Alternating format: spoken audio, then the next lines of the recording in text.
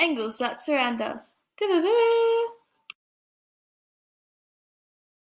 Have a think. What do you know about angles? Where are they in your classroom? How might you use them at work? Well, you're about to discover. When we talk about angles, we measure them using degrees. This is a symbol that represents degrees. For example, we say 90 degrees or 180 degrees. An angle is formed when two lines meet at a shared point. The angle is the degrees measured in between the two lines. The vertex is a shared point of the two lines. There are 6 different types of angles, but we will only be looking at 5 of them today. They are a right angle, an acute angle, an obtuse angle, a reflex angle, and a straight angle. A right angle is an angle that is 90 degrees.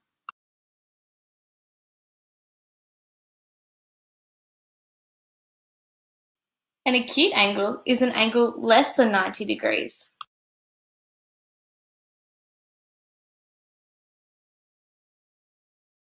An obtuse angle is any angle between 90 degrees and 180 degrees.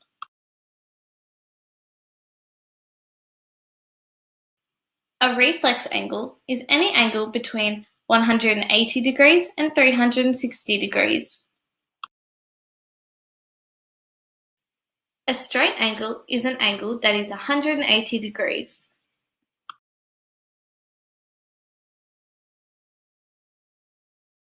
Now we've learned about these 5 angles, where do you think you could use them in a real-life context?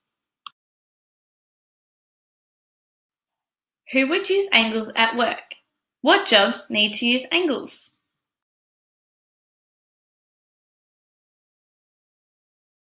Maybe engineers, when coming up with designs. Maybe builders, when looking at plans and building them.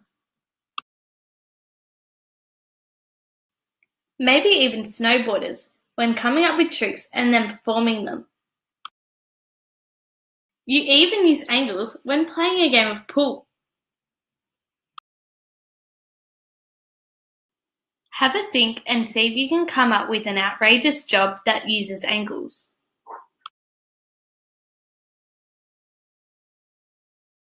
We use an important tool when measuring angles. This tool is called a protractor, and it looks like this.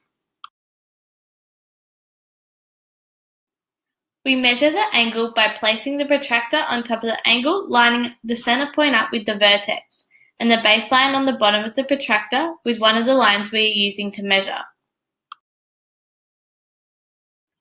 If you were a builder, what angles would you need to build a house? Can you see any here?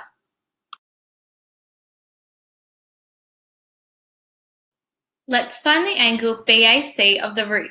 To do this, we place our protractor over the top of the angle, lining up the center point of the protractor with the vertex of the angle and lining up the baseline of the protractor with the line AC.